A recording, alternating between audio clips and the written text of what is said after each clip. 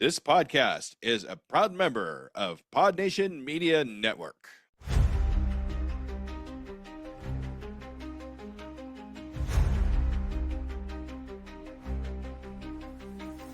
Flicker of reels, the shadows crawl. Curtains rise, a ghostly sprawl. The frames are whispers, the stories call.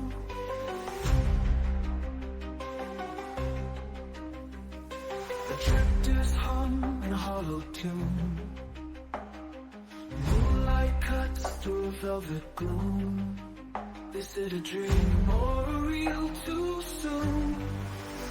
Step into the screen where the dark turns keen. Journey with the cinephile, unseen. The veils twist and turn as the silent light burns. A world unknown where the shadows yearn.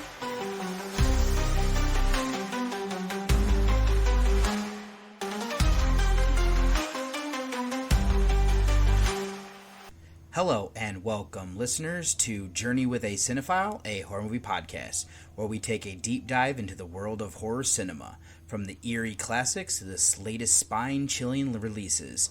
Join me as I explore the history, themes, and artistry of horror one film at a time. Whether you're a seasoned horror fan or just stepping into the shadows, this journey is for you. So dim the lights, embrace the fear, and let's talk horror. And let's do that on episode 326. I am your tour guide of David Garrett Jr., recording out of Columbus, Ohio. And for this episode here is going to be, as we move into February here, I'm going to celebrate women in horror. And this is going to be my 13th episode of doing this, and the two featured reviews. So the first one is going to be the new Addams Family film of Mother of Flies. This one came out and doing its festivals in 2025, getting its wide release thanks to Shudder here this year. And I'm going to pair that up with Slumber Party Massacre 3 from 1990. So both of these feature women directors as well as women in the lead roles. So then, for mini reviews, though, I have returned to Silent Hill from here in this year. I got to go to the theater to see that one, and then I gave a watch to Godzilla King of the Monsters from 1956, Freddy vs. Jason, and a film called Lore from 2017. So then, on top of that, though, I'm going to do a short film that I got sent to me via Instagram, and that's going to be Cannibal. This is from 2025. And then I'm also going to do 4 episodes of the final season of the original run of the Twilight Zone. So I don't think there's anything else I'm going to do here for this intro outside of saying thank you so much for listening, and I hope you enjoy coming on this journey with me. Hey, I'm Kevin. And I'm Jay from the KJNA Podcast. Join us each week where we discuss comics, movies, anime, video games, and current events. Basically anything to make you laugh and have a good time with all the tangents. You can find us on Twitter, X, Facebook, Instagram, Threads, Patreon, and all the things at KJNA Podcast. Gonna need you to take it down a notch, about 20% there, Kevin. And if you get that reference, you can be our friend. Are you tired of the coffee crash? Still jitter an hour after your morning cup of coffee? Listen, I used to drink 5, 6, 7 cups a day to just keep going. The anxiety, the stomach pains, the afternoon crash, it was brutal. Then I discovered Rise Coffee, and everything changed. Rise has less than half the caffeine as regular coffee, but here's the magic. It contains 6 organic mushrooms, including cordyceps, lion's mane, and others that naturally sustain your energy without the jitters or crash. We're talking sharper focus, immune support, better gut health, and calm, sustained energy that lasts all day. Plus, it's organic, vegan, and has 0 added sugars. Unlike other mushroom coffees, Rise is USA grown in California. A full spectrum of mushrooms per serving that actually works. Here at Pod Nation, we only partner with brands we actually believe in, and Rise Coffee is the real deal. Head to risesuperfoods.com and use promo code PODNA15 for 15% off your order. That's PODNA 15 for 15% off. Ditch the crash, fuel your day the right way with Rise Coffee. And for my first mini review here is going to be Return to Silent Hill here from 2026, directed by Christoph Gans, who also wrote the screenplay along with William Joseph Schneider and Sandra Vaughan. And this is based on the game that was done by Kiichiro Toyama, and then based on the video game, the scenario written by Hiroyuki Owaku. Then this is starring Jeremy Irvin, Hannah Emily Anderson, and Robert Strange. This is a body horror, folk horror, monster horror, psychological, supernatural horror, whodunit, drama, mystery film that is a co-production amongst these countries here of France, United States, United Kingdom, Germany, Serbia, and Japan. This is sitting on a 4.2 on IMDb and a 1.7 on Letterboxd or Synopsis. When a man receives a mysterious letter from his lost love, he is drawn to Silent Hill, a once familiar town consumed by darkness. So the main character there is James Sutherland, portrayed by Irvin, and then Mary Crane is the young woman who he is in love with, is portrayed by Anderson. So this is one that I don't recall when I first learned about being made. It did intrigue me to see that co-writer-director Gans was coming back. He did the original Silent Hill film, which I enjoyed. He also did Brotherhood of the Wolf, another film that I'm a fan of. So the bit that I heard here was that this is going to be using elements of the second game of the series. One that I've played, I never got too far into it. I did catch this in the theater during its opening weekend as something to just kind of keep in mind there. And where I'm going to go ahead and start is by saying that I see a lot of people hating this because it's supposedly using Silent Hill 2, but it doesn't seem to follow it as much as they wanted it to. I would say it does follow the basic premise, at least. Now, from what I remember, James was traveling with Mary, and then she disappeared, forcing him to go into Silent Hill. This is a little bit different where she is from there. She is supposed to be dead, and he can't accept that. When he gets his letter, he has to go, so he must. That is set up. That worked for me, and where things could go from using that. So what is interesting is that from memory, it's been close to 15 plus years since seeing Silent Hill Revelations, which was a direct sequel to Silent Hill. So this is truer to the video games, which are all just kind of standalone. How Silent Hill works is that there's this dark side of it that is similar while also just kind of telling a completely new story here. And the town itself has the same thing where there's like a dark side and then different things will happen. But so for me, this is fine looking at a surface level. We still get folk horror, cult elements with Mary's father. Seeing the evil version of the hospital, school, and the hotel are all good. Personally, though, I wish they would have played a little bit more with what happened in the first film, but I digress. So I'm going to tread lightly here to avoid spoilers. This is a character study of James's grief over Mary's loss. He can't abandon his lover except her death. However, not everything is real. I dislike using these monsters merely as guilt manifestations.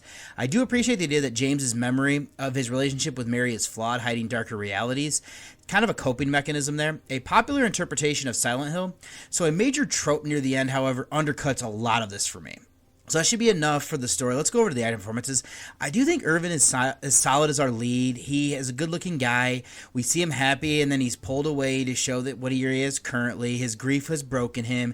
Anderson does well, taking on multiple roles. She's good there. Templeton, that would be Evie Templeton, is fine as Laura. She's interesting along with Eve Macklin in making things feel just uneasy in Silent Hill. Robert Strange has a great build to be Pyramid Head and bring that all to life there. Then we also have some people here that are this like weird group of like Emily Carding, Martine Richards, Howard Sadler. There is also Karya Duru and Lara Duru, those two. Also give credit here to Alana Maria and Nicola Alexis. I think they're all just fine rounding this out for what was needed. All that's left then to be filmmaking aspects. This is something I'll give credit to. I do think the cinematography and framing are good to capture how scary Silent Hill the town is. I'm guessing they'd use quite a bit of CGI here to bring things to life. For the most part, I didn't have issues with it. The different monsters and creatures look great. It brought back memories from the games that I've played. I do love using music that is directly from the series. There are soundtracks that I've had since college, and if you listen closely to some of my episodes, you might hear them. The sound design also helps in building an atmosphere. So in conclusion, this succeeds largely just due to Gans's return, bringing in a consistent vision and atmosphere reminiscent of the first film and the source material. I'm probably going to take some flack for that, but I don't think it's as bad as some people think. It successfully captures the psychological horror and pervasive dread the franchise is known for, anchored by Irvine's performance as this grieving man seeking reconciliation. While the film struggles with some narrative choices, especially regarding the final act trope, I do think the production design, effective use of game music, and unsettling creature design make it a visually and sonically engaging horror experience that honors the legacy of Silent Hill 2. So my rating, though, I gave Return to Silent Hill a 6.5 out of 10. I'm probably going to be in a very small minority here. And for my second mini review here is going to be Godzilla King of the Monsters from 1956, directed between Ishiro Honda and Terry O. Morse. Now, this is written by Takeo Murata, Honda, Morse, and L.C. Ward, while also being based on the novel by Shigeru Kayama. And then the story is also seen to be taken from The Giant Monster from 20,000 Leagues Under the Sea by Tomoyuki Tanaka. So for this movie here, it is starring Raymond Burr, Takashi Shimura, and Momoko Koichi. Now, this is an action epic, adventure epic, dinosaur adventure, disaster, kaiju, monster horror, sci-fi epic, tragedy, action, all that stuff in there. This is a co-production between the United States and Japan. Currently sitting on a 6.3 on IMDb and a 2.8 on Letterboxd with Snops being. An American reporter visiting Tokyo becomes a witness to the city's destruction by a dinosaur-like beast awoken from undersea hibernation by atom bomb testing. So I actually think this is the first version of this movie that I saw thanks to my father. From my understanding, he prefers this one to the original Japanese one.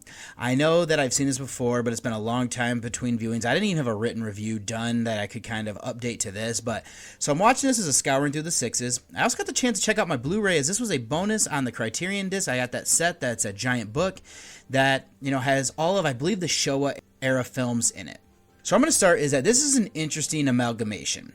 Gojira was taken, shots were shot with Steve Martin portrayed by Burr, and then they edited it in. So Steve does some voiceover narration explaining things. Certain characters are then dubbed in English. It also has some of the darker tones tamed down. I will say that how certain scenes were shot with Steve, making it seem that he was there was quite impressive actually. Good stuff there with the editing. So that's something I wanted to give credit for. So now that set up, I don't completely hate the concept of what we're doing here. Steve is in the right place at the wrong time. He has the biggest story fall into his lap. And actually, I should say, this starts actually at the end, or not in the end, kind of in the middle here, where Steve is injured in one of the attacks, and then he gets helped by Emiko, portrayed by Koichi. And then, so she's the daughter of Dr. Yamame, who's portrayed by Shimura. But then Steve is actually a friend with Dr. Shirazawa, portrayed by Ikahai Heiko Harada, and what ends up happening is he's not there, and then Godzilla starts attacking different places, so he ends up showing up to different things. So I like that, this big story falls into his lap. He is caught in this destruction. To be honest, it works as a gateway into kaiju films, in my opinion. It's partially in English. It shows mostly original footage from Gojira. This does fall short for me because I'd rather just watch the original version. This almost like a Cliff Notes version where you don't necessarily need to pay attention because so much of it's provided to you through Steve's commentary. So other themes that were maintained would be the terror of the unknown as well as the helplessness of humanity to stop this beast. There's a classic, science versus nature where Godzilla is a seemingly unstoppable force. Dr. Shirazawa makes something that is even more terrifying in order to defeat it. The cost of using this needs to be weighed, a correlation to the atom bomb. So that'd be enough for the story since there isn't a whole lot added here for this one. Going over the filmmaking aspects, looking at the new footage, I think it's well shot. They do some little cheats to make it seem like Steve is talking to these Japanese characters. That was cleverly done. The cinematography and framing helped there as well. So the original one is one of my favorite films of all time. This is well made. A drawback here is that they toned down how dark Gojira is and actually cut out some of those scenes, but I can see why as well. So the action performances are generally solid, though secondary to the film's structure. Burr is effective as his reporter despite his hand-holding commentary. I do like the introduction here to a different character of, let me find who he is here, Frank Awanaga, who is portraying Tomo. He actually is a security officer who is going around with Steve. It provides him somebody to interact with, so that was good. George Lawrence, who's portrayed by Mikkel Conrad, works with Steve. I don't know if he's like an editor, but they briefly talk on the phone to kind of explain different things. The Japanese class, including Shimura, Kochi, Takarada, and Harada, are all, they perform adequately in the framework of this version. Obviously, they're fleshed out more in the other one, but in conclusion, this serves as a successful, albeit heavily Americanized re-edit of the original narrative, accessible to a new audience and provides a solid introduction to the kaiju genre. It simultaneously diminishes the powerful, darker tones and anti-nuclear message of the Japanese original. The blending of new and existing footage is technically impressive, and the core themes of human helplessness and moral dilemma provided by Dr. Shirazawa's weapon remain intact. However, for a viewer familiar with Gojira, this version feels like a diluted experience, positioning it as an interesting historical footnote more than a superior film. So my rating, though, for Godzilla King of the Monsters, I give this one a 7 out of 10. Then up next for you, I have Freddy vs. Jason from 2003. This is directed by Ronnie Yu. This is written between Damian Shannon and Mark Swift. And then there's also given credit here to the characters done by Wes Craven and Victor Miller. This is starring Monica Keena, Robert Englund, and Ken Kersinger. This is a dark comedy, monster horror, one-person army action, psychological horror, slasher, supernatural, teen, action film that is from a co-production of Canada and the United States. This is currently sitting on a 5.8 on IMDb and a 2.7 on Letterboxd, or synopsis being Freddy Krueger and Jason Voorhees return to terrorize the teenagers of Elm Street, only this time they're out to get each other too. So Freddy once again be portrayed by Englund, and then Jason Voorhees by Ken Kersinger. So this is a film that I actually missed in the theaters, but I don't know when I actually caught it. I'm assuming it was the movie channels. It would have been in college. I would have picked this up on DVD. I probably hadn't seen it since then. It wasn't one that I'm overly excited to watch. It's a fun movie. I was intrigued to actually watch it with a critical eye, especially learning a little bit more about the series of films through the Never Sleep Again documentary. This also doubles as a traverse through the Threes watch. So I'm going to start here is by saying that this isn't a good movie. It's made well enough. In tone, it's more like an action film with horror elements.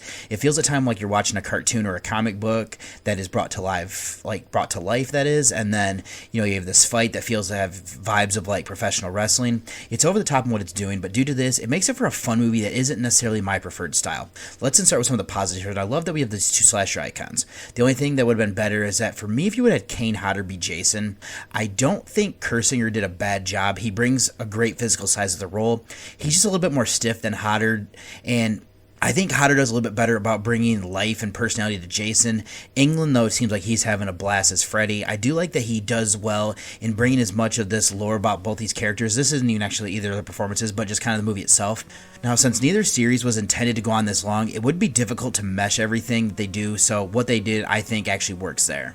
And I need to pivot to a negative, though. Director Ronnie Yu reportedly knew very little about either series, which could help and actually hurt the film, especially with the fans. This was done in what they do to make Freddy vulnerable. Here's a good element. We've seen it in multiple Nightmare on Elm Street films. However, I dislike the addition of Freddy fearing fire and Jason fearing water. This element only surfaces in a single nightmare sequence, making it feel unnecessary and cheesy. There are also some leaps in logics that our characters do, and I feel like that's to help cut down on runtime. It doesn't ruin it, but it does kind of stick out for me a little bit.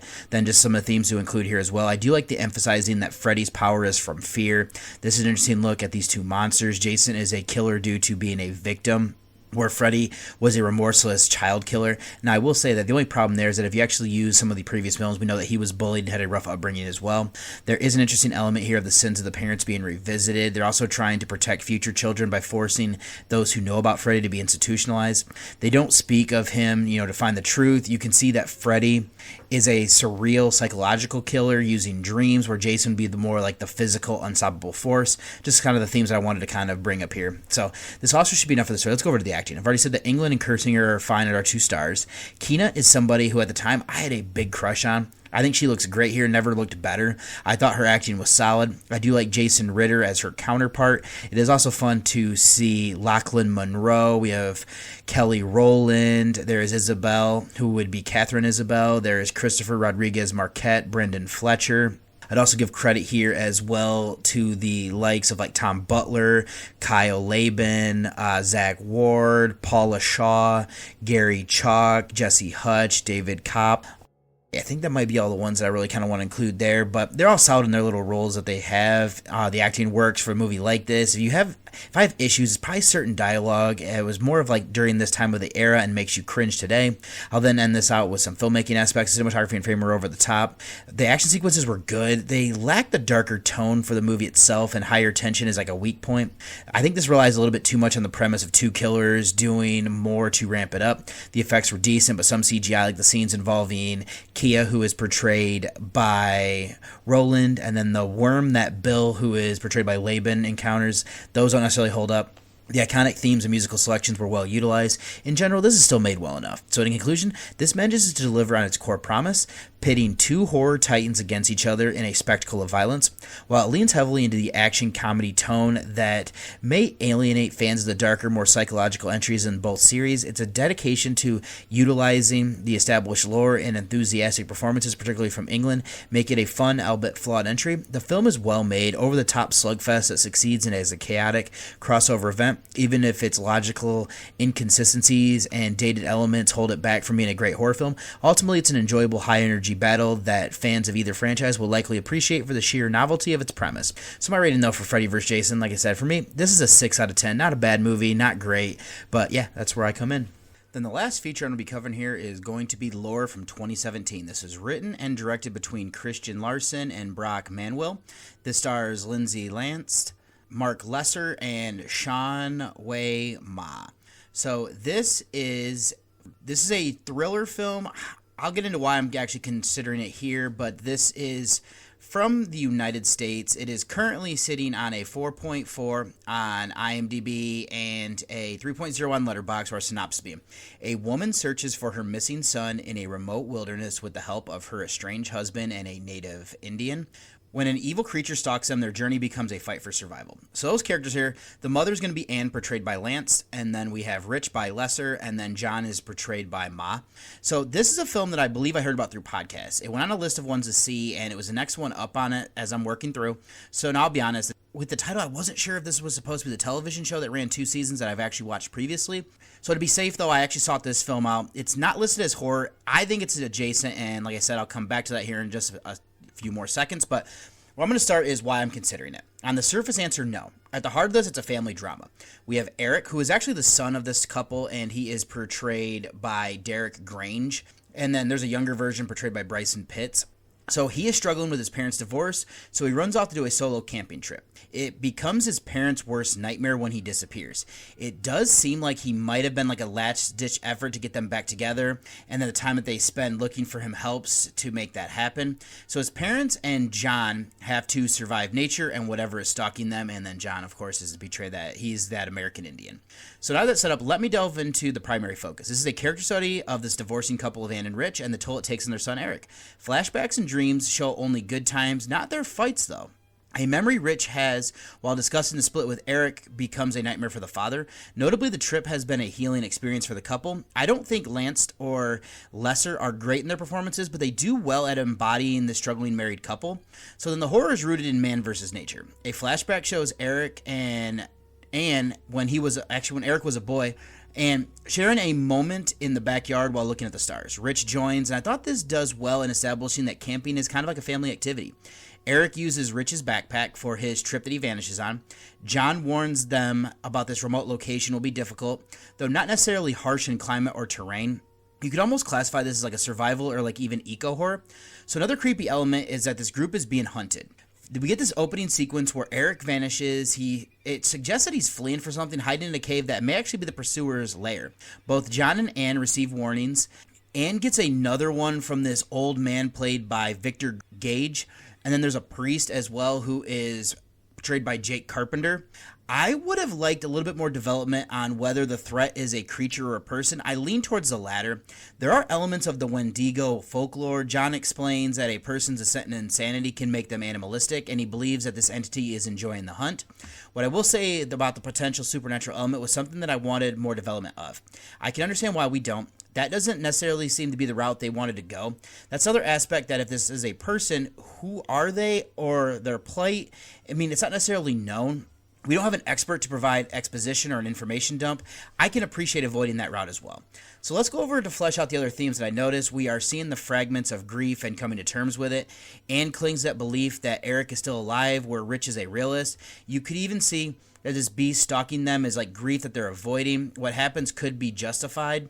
Now, the reason being that our trio is trespassing on holy land to the native people, there's also this heartbreaking concept that Anne is seeing signs that just are pointing her to find her son instead of them being as warnings and just kind of correlating things that don't necessarily work that way. So it should be enough for the story. So let's go over the acting performances. I've already said that I do appreciate the exploration of grief by our leads, Lance and Lesser. There's an amateur feel with their performances. They do come off a bit wooden. I can be forgiving due to the budget. Ma works great as their guide. Pitts and Grange work as the younger and older version of Eric. Credit to Robbie DeVizzles, and then Brock Manuel, who I believe is also our director here, or one of our people here, yes, is actually, they take duties of being the Howler. We also have Eric Roberts here in a brief cameo as the sheriff. So all that's left to be filmmaking aspects. This is where I'm going to tread lightly. My initial reaction is to grade this as a horror film that we could have gotten. What I'll do instead is rate it on what we do get. I love the setting with this vast forest on the side of a mountain. The look of the entity as stalking them was good. The problem is that it utilizes a good setup and then slows way down. The story meanders as our trio comes to terms with their plight. Oh, not the soundtrack fit for what was needed. So in conclusion, this works best as a family drama centered on a survival and grief rather than a pure horror film. What it utilizes is an atmospheric and beautiful setting, and the hints of a creature person stalking the characters creates tension. The pacing drags significantly as the focus shifts entirely to Anne and Rich, reconciling their differences. The acting is adequate given the likely budget constraints, with Ma providing solid support. Ultimately, Lore is a compelling watch for those interested in a character-driven survival stories and the emotional toll of loss, but it disappoints if you're looking for a fully developed supernatural or creature feature narrative. So my rating, though, for this one, unfortunately, I gave it a 4.5 out of 10. I have a short film I'm going to be covering here of Cannibal from 2025, written and directed by Kevin Gaber. This stars Nicola Gamanova. Gaber's in this as well as Yasmin Ghazali. Maybe how you say that. If it's not, I do apologize. So this synopsis is an urban explorer vanished while trespassing in an off-limits abandoned factory in Slovakia. So this is a short film I got the chance to see thanks to our writer, director, and co-star of Gaber. I've seen a few of his shorts previously, so with this new one being out, I was intrigued to see it. So the synopsis is well in setting the stage. We are following a character played by Gamanova. She is checking out this abandoned factory when she stumbles upon a person that is here, played by Gaber. Now she is chased and she discovers human bones. So the short run's about 20 minutes. I will say it's a perfect length for what they're doing here. It's a simple story and setup. I've seen other works with this premise. It does come down to what you do to set itself apart. In the case here, it just is a short that works well.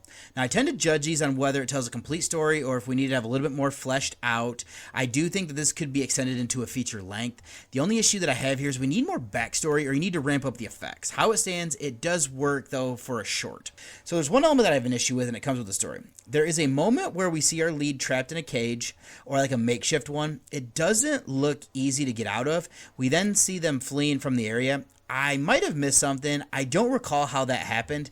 This is a minor thing that doesn't ruin it by any stretch, though. Now, I do have to say that I believe that this is my favorite of the works that I've seen from this team. I think the cinematography and framing were good. It is well made in that regard. It captures how isolated and creepy this place is. Knowing that it is in like Eastern Europe adds to it, making me think of things like Hostel. We have a limited use of effects, and it doesn't necessarily need them with the tension that it has built. I also thought the sound design was effective. All it's left to be the acting performances. Gamanova works as the person that we're following. She shows good fear as she explores the abandoned place and soon realizes that she's not alone. Gaber is good in his dual roles. I like the angles and keeping him in the shadows. Works as this person who is spooks this, lost girl. His other role is somebody who is driving a car when she finds the road. Gazelle works as our narrator. Since this is limited in what they're doing, it just kind of works in its favor. In conclusion, this is effectively crafted short film that capitalizes on its brevity and setting to deliver a taut experience. The strong visual direction, unsettling location, and effective sound design elevate a simple premise, making it a standout entry in Gaber's filmography. The cast delivers solid, contained performances that serve the story well. While the concept could potentially be expanded into a feature, its current 20-minute runtime is a perfect vehicle for the isolated tension and palpable fear it successfully creates. It's a highly recommended watch for fans of suspense and urban exploration horror. So my rating, though, for Cannibal, this film here, this short from 2025, I gave it a 7 out of 10, and I'd recommend giving this one a watch. I believe this is on YouTube. I could be wrong there. I will double check to make sure that this is, widely available. And if it is, I will include it in the show notes if you want to check it out. Then I have 4 episodes from the original run of the Twilight Zone. And the first one's going to be From Agnes with Love. This is directed by Richard Donner, which surprised me. This is written by Bernard C. Schoenfeld. This stars Wally Cox, Ralph Tagger, and Sue Randall, with the synopsis being: computer technician James Elwood unwisely takes advice for his love life from Agnes, the computer in his office. He then uses the advice to begin to romance the attractive young coworker Millie Randall. So this one here is, I end up realizing pretty early on that Agnes was a machine. Now, we have at first Fred working on it, and Fred is Fred Danziger, portrayed by Don Kiefer. Oh, I actually realized he's a character actor in a lot of stuff, but Fred was working on it, has a breakdown, can't figure it out, and it sounds like it drove him out of his mind for at least a week. So then James Elwood fixes it in a second. Kind of interesting how he walks in and does that. He's portrayed by Cox, and then Agnes is this most powerful computer in the world. He likes Millie, she's putting him off. Now, this computer then starts to meddle with that issue, and, you can clearly see that Millie is, actually, let me go ahead. She's portrayed by Sue Randall. She is a little bit, he has in his mind, that she's this perfect person, and he's too wrapped up in science, not realizing what she's actually interested in. He ends up getting too nervous, so he does a lot of things. He's misreading signs, and what he really is just trying to create human interaction. Agnes, though, loves him. Then she starts giving bad advice to separate Millie and have her be off with Walter Holmes, portrayed by Tagger. And it's kind of interesting where things ends up in this one. And it's kind of showing a little bit here about the growing signs and fears of AI growing and everything. I gave this episode a 7.5 out of 10. And then next up we have Spur of the Moment. This one is directed by Elliot Silverstein. It was written by Richard Matheson, and then the stars Diana Hyland, Marsha Hunt, and Philip Ober. This one is currently sitting on a 6.9 on IMDb. Nice. So we have Eris Ann Henderson is terrorized by a middle-aged woman as her wedding day approaches with young stockbroker Robert Blake. Should she instead marry her former fiancé David Mitchell, whom her parents despise? Go ahead and introduce those main characters. Here is Anne, is portrayed by Hyland. Her mother is Marsha Hunt. Her father is Ober. And then David Mitchell is portrayed by Roger Davis, who she was in love with. And then we have Robert Blake, portrayed by Robert Hogan. So this one, she's out horseback riding and ended up being chased by a woman in black, and we see she's terrified, and she's actually thinks that the person who's following her, it looks like they're like stark raving mad. So it looks like here that Robert's her fiance, as I was saying. Then David shows up at her house. There's a whole issue going here. Father pulls a gun. And so this is where I kind of figured out who was trying to be with who and everything. And then we end up jumping into the future here to see that Anne is bitter. She's angry. Her father has passed. This is a day of her engagement party. Kind of leave that a little bit vague there. Now she ends up realizing, connecting everything, and this one's just kind of an episode about interesting how perspective from point of view is important, as we just see how miserable Anne is, and makes you start to wonder if the person chasing her, who that person is, and what they were trying to do and everything like that. Rather enjoyed this one. I gave it a 7 out of 10. Then we have Stopover at a Quiet Town. This one is directed by Ron Winston. It was written by Earl Hamner Jr. And then we have that this one is sitting on an 8.1, and the morning after a wild night of partying, a hungover married couple awaken in an unfamiliar and artificial place. So that little couple here is going to be Bob Frazier, portrayed by Barry Nelson, and then Millie Frazier, portrayed by Nancy Malone. So these two wake up in a house, not their apartment, think somebody came over. Well, she actually thinks that she saw something come over the car because she was the one driving while Bob was pretty much passed out.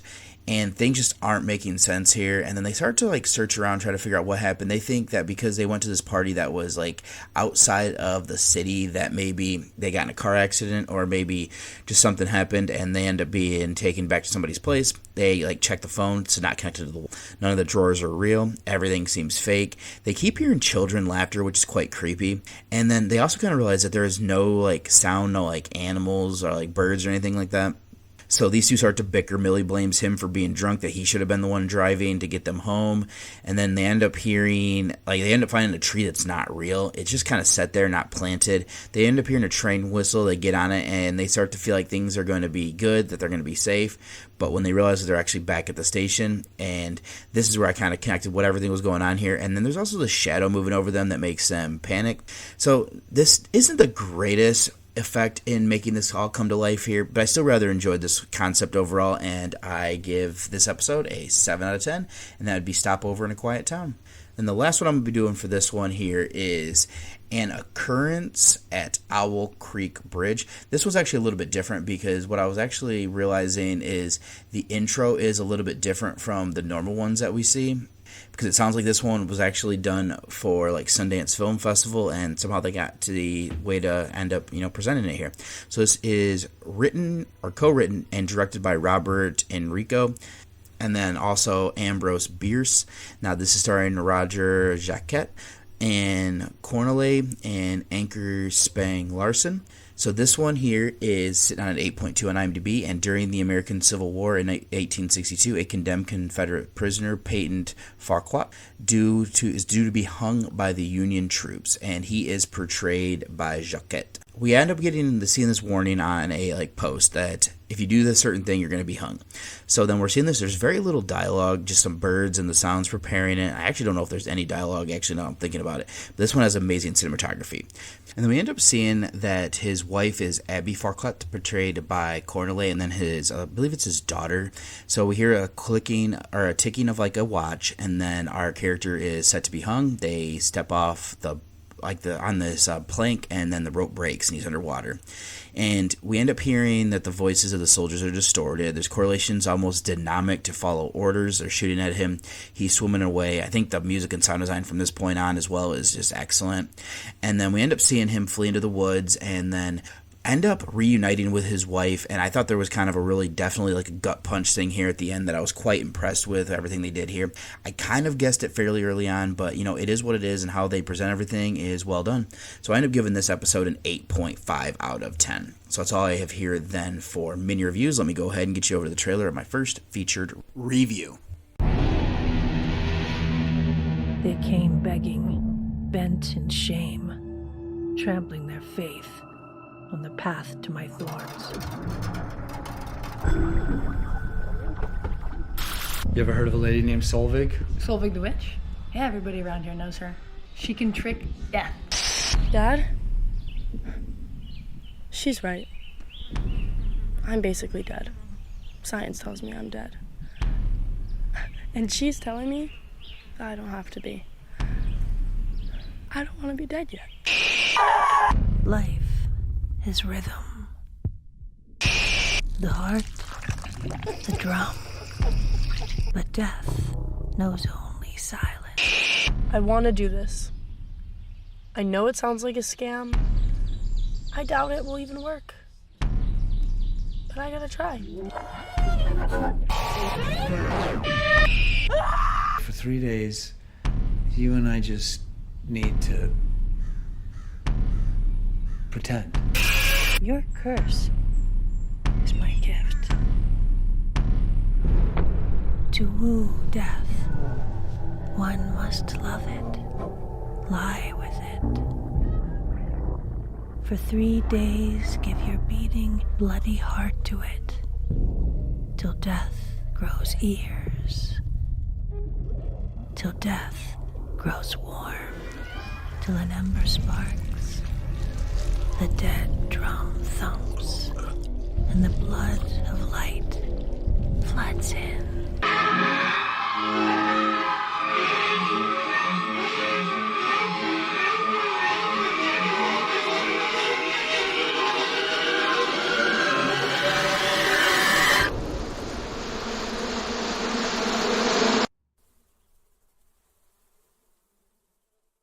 And for my first featured review here is going to be Mother of Flies. This is technically from 2025, getting its wide release here in 2026, thanks to Shudder. And then this is written and directed amongst John Adams, Zelda Adams, and Toby Poser.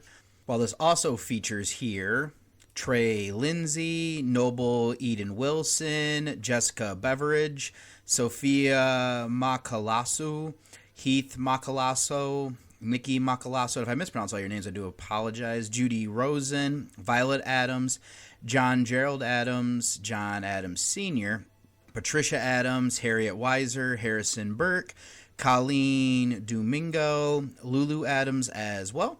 And then this is a folk horror film that's from the United States, currently sitting on a 5.6 on IMDb, and a 3.1 on Letterboxd, with our synopsis being: when a young woman faces a deadly diagnosis, she seeks dark magic from a witch in the woods, but every cure has costs.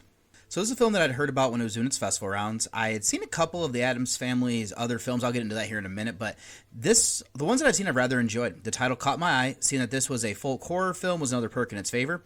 Then realizing this technically is a wide release for 2026 was enough to make it a featured review here on the podcast, especially for women in horror appreciation. So let's do some featured notes though first. And I'll start with our directing team, and John Adams is the first name up, and he has done this for 10 features and 2 shorts. I've now seen 3, which is 30%. 7 of what he's done is in genre, and I've seen are in horror, so like that's everything I've seen is in genre. I've now seen 42% of his stuff. I've seen this, Hellbender, and Where the Devil Roams. I have not seen The Deeper You Dig, Hellhole, The Hatred, and The Shoot. Then his daughter Zelda has helmed 3 films. I've seen all 3 now with this one, Hellbender, and Where the Devil Roams. Then to her mother, Poser. She has done this for 9 movies, and I've seen 3 for 32%. She's also done this for 2 shorts. 6 of her works are in horror. I've still seen 3 for 50%. She has the same 3 as Zelda. She also directed The Deeper You Dig, Hellhole, and The Shoot. Now, these 3 also had wrote this, and John has wrote 10. I've seen 3. Same 3 that are in genre that he's directed. Zelda, same 3 that she's also directed, she's written. Then Poser has the same ones, also, directed. She also wrote them. Same for the horror, same things in horror as well. Then to their acting. Zelda has been in 10 features and 2 shorts. I've seen 30% now. 7 of what she's done is in horror. I've seen 3 for 42%. I have not seen Carnage Christmas, The Hatred, or Slaughter at Camp Swine Lake. Then Poser has done 18 motion pictures and 7 shorts. I've seen 3 for 18%. In horror, she's done 9, and I've seen 3 for 33%. I'm missing The Deeper You Dig, Hellhole, and Bloodshine. John has 11 movies and 3 shorts. I've seen 3 for 27%. Horror, he has 7, and I've seen 3 for 42%. I'm missing the same 3 that he wrote and directed. I also am going to bring their other child in here of Lulu Adams. She's been in 6 features. I've seen 3 for 50%. 4 of what she's done in horror, so I've seen 75% of those. As I've seen Hellbender, Where the Devil Roams, and now this. I have not seen The Hatred as the only one to finish out what she's done. But then this movie here starts with some voiceover narration from Poser. She is playing Slovig. Now, she is reciting dark poetry. The images are synced up, and it's eerie. One of those that truly sticks out is like maggots moving around in what looks like a pool of blood. We will come back to these aspects of this, and there are scenes in the past and what seems to be almost like colonial days. It then shifts over to Mickey, portrayed by Zelda. Now she's a college student. We get hints that she isn't feeling well when talking to a roommate. Now her father is Jake, portrayed by John. Now he picks her up, and we will come to learn that she is dying of cancer. Chemotherapy and radiation have failed. It did seem to have prolonged her life, but not by much. So then she was contacted by Solvig, who they're going to see now to try a different approach, and her father is leery, but is supporting her in what she's doing. So then they come to this place where they finally meet her. There's a large cabin that looks to be a bit overgrown. Now there's a large structure of rocks that were stacked. They then meet their host. She's a bit odd. There are glimpses that we get that she might be hiding things. Now Mickey doesn't have much to lose. So she is going all in on believing that this will work. Now Jake is concerned and not wanting to have her taken advantage of for good reason. I wouldn't either. What I'll then end this out by saying is that Mickey believes that this treatment is free. Jake points out that nothing is free. So that's really my recap and introduction of the characters. What I want to start is by saying that I rather enjoyed what we got here. It is simple. We don't need it to be a complicated story, though, to weave this tale. Mickey has cancer. It seems that modern medicine has failed, so she's trying a holistic approach. Solvig is weird, but what she's doing, if it works, and I mean... So, okay, yeah, she's weird. She says a lot of odd things. She eats and does weird things, but just because somebody's different doesn't mean that it's wrong. And like I said, if what she's doing works, then it's worth it, and Jake doesn't want his daughter to be taken advantage of, though, which is kind of where his stance is. Now, what is interesting, though, she does point out that if it fails, then she was right where she started, and that would be Mickey, and so this dynamic works. What is interesting, though, is we're getting more of a backstory. It doesn't fully get revealed to us until Jake meets Ruthie, portrayed by Lulu. Now, she gives the tale that the locals believe. What we get, though, is that we're seeing that Slovig might actually be a witch. It seems like she's doing these rituals since the olden days. There was this pregnant woman, portrayed by Sofia Mukalaso. Now, it appears there that something happened and something was wrong with the baby, Solveig was called in to help, but after she does, she's once again shunned. That falls in line with people using aid and then embracing their original beliefs after it is done. It leads to something heartbreaking and terrifying. I'll then say here that having somebody as young as Mickey with cancer is strategic. As a father, if I was in the same position as what Jake was, I'd be right there trying to help her. It is a gut punch. Thinking that your child is going to pass away before you, there is this protective angle where his wife and her mother has passed away, so he has been there all the time. He doesn't have somebody to lean on and to help. That is something that I could really just kind of appreciate. Additional themes include here would be like interconnectedness of life and death, shown through in the decaying beauty and Mickey's need to accept death as part of Solveig's ritual. And I mean, she even goes as far to say that she doesn't conquer death, she just kind of tricks it. Mickey also struggles with body autonomy. I mean, especially because her body is turning on her. And there's some limited support there from Jake, but there's only so far he can go. The story explores like poison versus cure dynamic, especially concerning cancer treatments where too little of something is not going to help. The right amount will. And then if you have too much, it's actually something that can hurt. Maternal grief and the conflict between faith and skepticism are also central themes. Let's then look over at the acting performances. We primarily are getting 3 roles. Poser is great as his witch, living in an isolated existence. What I like is that we start to know that something is off from the beginning. We then see she's trying to do something nice for Mickey. Now, Jake was right, though. Nothing is free. Zelda is good as this young woman faced with a brutal prognosis. John works as a loving father. We have a solid cast of supporting actors, which include Lulu, Violet Adams, and the Makulusos, and that would primarily be Sophia there. But this is truly a family affair. All that's left then before I, end this out is going to be filmmaking aspects. This, to me, is where it truly shines. I believe that the cinematography and framing were good. Capturing the isolation of where Solveig lives was great. The editing is something to credit as well. I love the subtle incorporation of what we'll learn as the past, plus these creepy images of nature. There's equal parts harsh and beautiful. This looks like it went practical with most of the effects. I know there was a snake that was CGI, but not really anything you could do there, especially with what they need for it to do. The music and sound design fit for what was needed.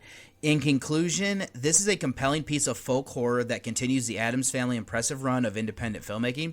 It succeeds through its commitment to simple yet profound storytelling, exploring themes of familial love, medical despair, and the seductive, terrifying allure of dark, ancient cures. The powerful performances, particularly from Poser as the enigmatic witch and John Adams as a desperate father, anchor the emotional weight of the narrative. Coupled with excellent cinematography and editing that seamlessly weaves the past into present, the film offers a visually striking and deeply unsettling examination of the costs associated with fighting death. This is a must-see for fans of atmospheric, character-driven horror, solidifying the Addams Family as vital voices in the genre. And I mean, if you like lower-budget cinema, this doesn't necessarily feel like it, but I just know that they're not working with the most resources and they're still turning out some good products here. So my rating, though, Mother of Flies, I rather enjoyed this one. I'm going to try to revisit this one for the end of the year, and I give it a 7.5 out of 10 for this first watch. So I'm not going to do a spoiler section. Don't necessarily think there's anything I need to do there. Let me go ahead, though, and get you over to the trailer of my second featured review.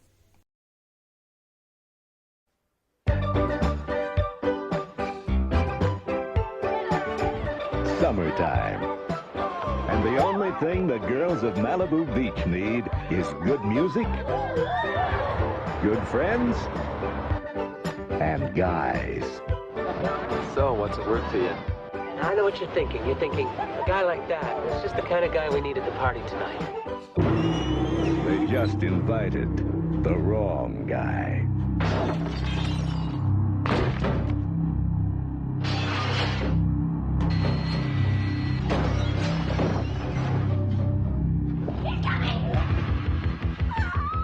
It began the most terrifying horror series of the decade. Now, the Driller Killer's back.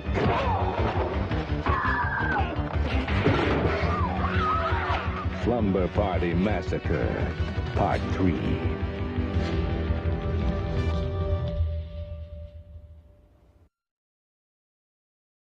And for my second featured review here is going to be Slumber Party Massacre 3. This is from 1990, directed by Sally Matheson.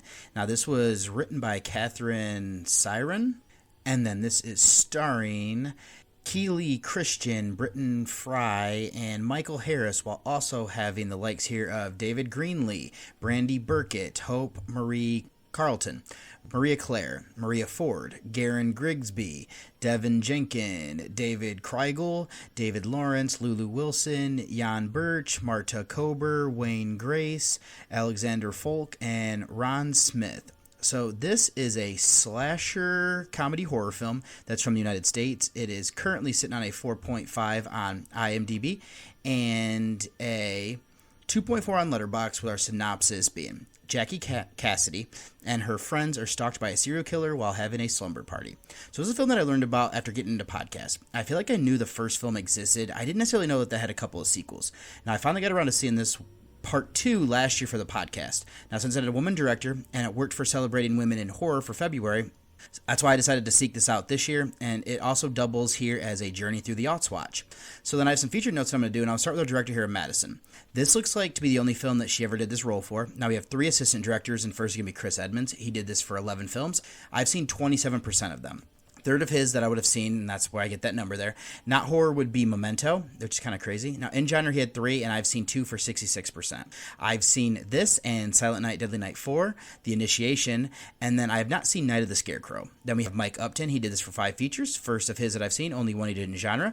Last is going to be Juan A. Mas. He did this for 2 movies, both in genre with this, and the other one being Dead Space. Now we have an additional directing credit here for Jeremy Stanford. The only credit he ever did for this. Then our writer is Siren. Now she wrote 13 features. This is the first of hers that I've seen. Has 2 in genre, with the other one being Dead Space. Then to the cast. First is going to be Christian. She was in 3 motion pictures. First of hers that I've seen, only 1 in genre. Her co-star Fry has also done 3 things. First that I've seen once again though, and they have another one here in horror, with the other one being Hide and Go Shriek. Last will then be Harris. He was in 28 films and 2 shorts. I've only ever seen this one, has 4 in genre. I have not seen Sleep Stalker, Satan's Princess, or Mr. Stitch. Might be, I think it's Mr. Stitch. But let's jump into this movie here. We start at the beach. We have a group of young people playing volleyball. There's also a couple that is watching on the side, and Jackie is our lead. Now she's not playing, and she's hanging out with her best friend, who is Diane, portrayed by Burkett. And we actually learn that Jackie's going to be moving soon. These girls seem to be in high school, and I think they're juniors in high school, that is. And so Diane doesn't want her to leave and is trying to think of ways to keep her to stay. So playing volleyball would be Janine, portrayed by Carlton, Michael, portrayed by Grigsby, and then Sarah, portrayed by Jenkin, Tom, portrayed by Kreigel, and Frank by Lawrence. And there's also Duncan, portrayed by Greenlee, who shows up, and he's made scorekeeper because they have not enough people to play for him to join. I'll include here that while they're talking and hanging out, we have an odd guy played by Jan Birch. Now he's sitting in the sand watching. Now Janine goes to retrieve their ball when it ends up getting knocked away from the game itself, and she gets to talking to Ken, who's portrayed by Fry. Now he happens to be also on this beach just out of nowhere. He went to their high school. It looks like he's in college now. So the plan for the night is to have a party at Jackie's, as her parents are in Washington. Now, when they're leaving, Sarah is killed in her car. She gets a drill through the back of her driver's seat. Michael reveals to Jackie that he likes her when he's dropping her off at home. She gets spooked by Morgan when she comes into her house. Now, they're trying to sell it, and he just kind of came in. Sounds like the door was open, so that's part of it there. But Morgan's just an odd neighbor, and like I said, he's trying to buy their house potentially, which is kind of weird because I think he lives like across the street. So the girls are coming over for their slumber party, including the ones playing volleyball, as well as Susie, portrayed by Claire, as she is the sister to Janine. Now, and also coming over is Maria, portrayed by Ford, and Juliet, portrayed by Wilson. Now, the boys crash the party and upset the girls. Sarah was supposed to bring food, but since we know what happened to her, they end up having to order pizza. Duncan is allowed in when he pays a delivery driver to let him bring in the pizzas. There's also this weird guy stalking the house, and that one weird guy from the beach, that is, and then Morgan is also spying on them. Michael's our next victim. His body is hidden when the friends come back. The ladies are spooked by seeing that weird guy, and as he was just it looks like he was trying to just return their address book, but he does some creepy things where he breaks in a window into the basement. Now, Ken also comes after Janine talks to him on the phone. Jackie tried calling the police when they saw this weird guy, but it was ignored, and the killer, once again, has his large drill and a house full of victims. So let's leave my recap introduction to the characters. Where I want to start is by saying that slasher films, they're not my favorite subgenre like they were when I was younger. The first 2 in the series are fun. They know how absurd their premise is and usually kind of incorporate more comedy. Friends that I have in the Discord group where I kind of share what I'm always watching, they were chiming in about this series. Many were like me, hadn't seen this installment, but those who have seem to enjoy it well enough. Now, the Slumber Party Massacre series stands out because all the installments are directed by women, providing an inherent critique on the absurd events. Now, while the first film remains my favorite, the sequel is widely over the top. Now, the third film is more grounded, similar to the original. The killer's use of a drill, a clear phallic symbol, continues with the first kill, even simulating sex. An unusual striptease scene by 2 of the female characters, given the gender of the writer and director, is likely a jab at the male audience. for their expectations of what these type of parties would have. Let's then look at the slasher film itself and like the elements that go along with that, like the tropes and whatnot. I guess who the killer was at about the halfway point. I'm not going to hold that against the movie. We have a bunch of characters, which does provide red herrings and cannon fodder. My logic was figuring out this character who would be able to kind of do some of these things, who was in the area and everything like that. So unless it cheated, it wouldn't work. I do think the stalk and kill element was good. We get an array of weapons to do the kills. We get a combination of on and off screen kills as well. That worked for me. And I mean, the other thing could be is I know like the first one, it's really just this random person who shows up. So I was wondering if they're going to use that idea here again. Then the other theme to bring up would be wolf in sheep's clothing idea. The killer doesn't look like a monster, which is creepier. There's a lot of voyeurisms and the male gaze. Morgan is watching the girls with his telescope. The male friends are peeking in the windows, and this weird guy just kind of stops to watch them. These are all kind of creepy elements too. A slumber party is supposed to be a safe space for women, but that gets violated. There's a backstory here of repression that does correlate as well to the primary murder weapon. I also like the climax for our women to fight back. So the acting isn't great, but it works for a slasher film because of you just gotta really kind of make your characters unique. Now the large number that we get here makes it hard to distinguish at times. Christian is good as our lead. Burkett, Carlton, Claire, Ford, and Wilson are solid as her friends. Grigsby, Kreigel, Lawrence, and Greenlee are also solid as this male group that also kind of incorporates in. Fry is interesting as this older outsider with whom the girls, I wouldn't say, he just kind of does some weird things, and it does make the guy, like it makes Jackie just a little bit creeped out by what he's doing there. I'd also say that Harris and Birch are effective in their roles. Wayne Grace is convincing as this dismissive police officer that incorporates in more misogynistic ideas there. Overall, the acting is uneven, which can become to be expected at times. So I'll also have to be some filmmaking aspects before I do some trivia. I'll say the cinematography and framing were good. It was able to hide the seams of the effects. It captures this large house well.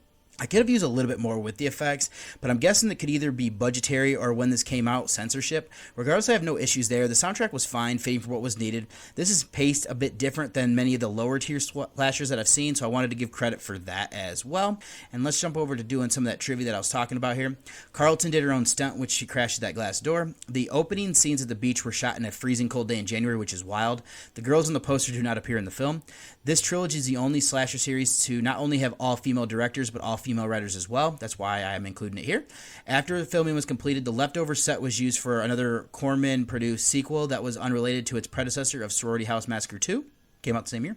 When the actresses auditioned for their roles, they were told that it involved nudity, but many of them refused to after they started filming, including Playboy playmate Carlton, who had been posing nude for years and performed nude in previous films. Our director here agreed to let them keep their clothes on. That's one reason why producer Corman, Roger Corman that is, who preferred a lot of nudity in his films because he knew that's what helped sell them, later forced Madison to reshoot a scene where Ford was attacked. That time the killer ripped off her lingerie, so all she wore was a thin thong.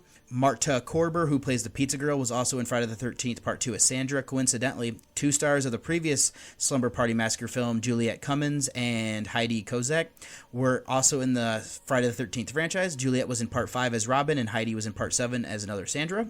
The opening beach scenes were shot on location in Venice Beach, while the interiors of the house were filmed at Corman Studio in Venice, Los Angeles, California.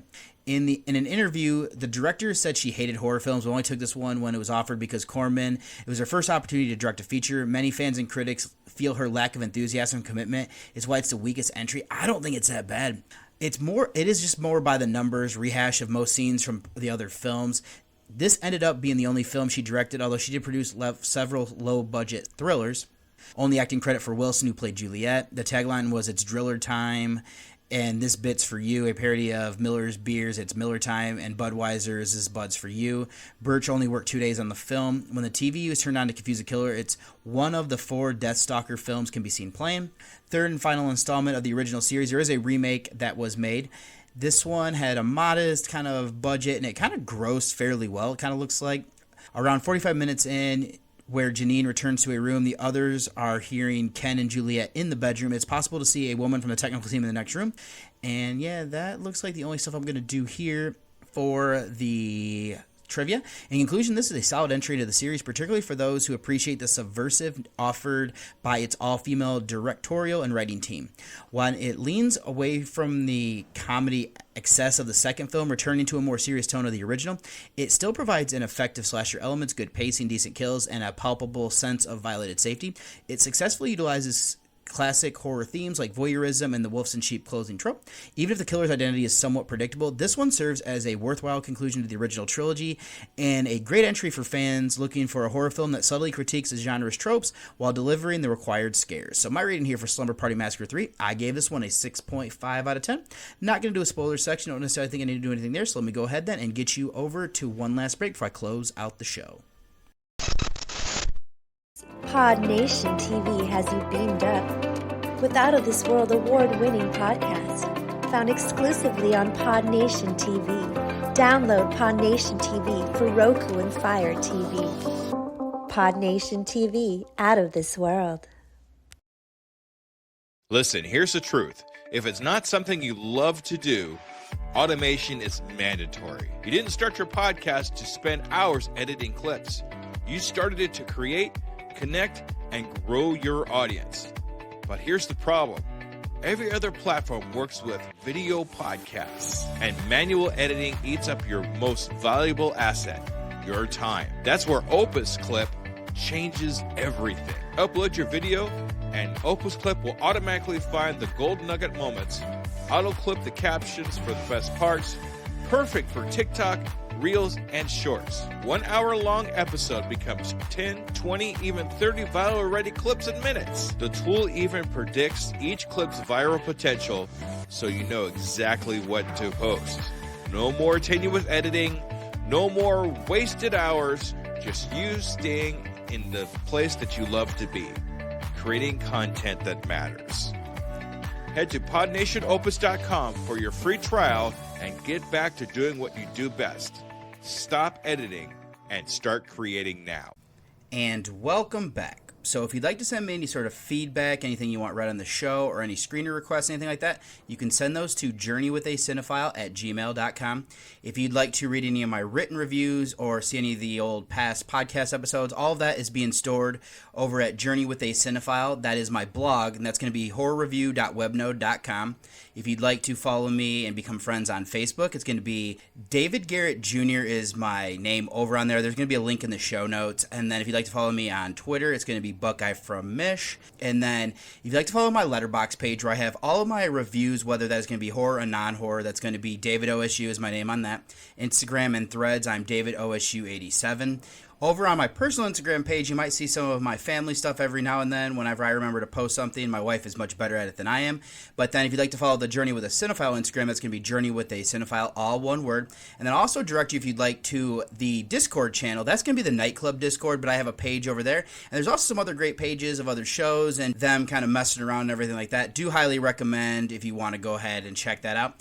And then the last thing I'll actually say here, if you would like to listen to the show a day early, this is always going to be streaming over there on the Pod Nation TV app. So I will have, once again, a link in the show notes for that if that is something that you're interested in. So yeah, there's some great stuff here. There's some great shows on some of these other networks and stuff. I highly recommend checking them out. And for my next episode is going to be, the focus is going to try to do is Black appreciation in horror. And so I'm not sure what the first featured review is going to be as of yet. So I did go to the Gateway Film Center to check out Send Help. Now this would actually work well because we have this one is following Rachel McAdams' character as one of our major leads there. And then, but I know for sure I'm going to do Bad Hair. That one is going to be, I think it's from a few years ago, and that one is definitely ingrained in Black culture. But there are also women leads in that one as well. So what I'm going to go ahead and do, that might end up being the double feature there, is end up making this more of like a woman appreciation again. But the other one I'm going to try to go see is going to be Iron Lung. So I will figure out what I'm going to do. I'll figure out what the through line will be as well. But for my Scouring Through the Sixes rewatch is going to be The Mole People. I don't remember watching this. I know I did quite a while ago.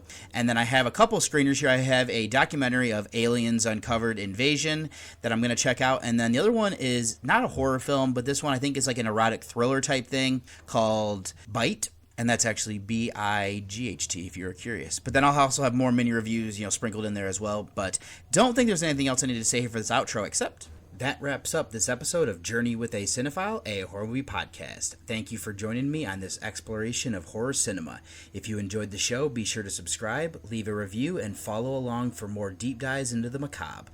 Until next time, keep watching horror, and remember, fear is just a frame away. It had been a wonderful evening. and what I needed now to give it the perfect ending.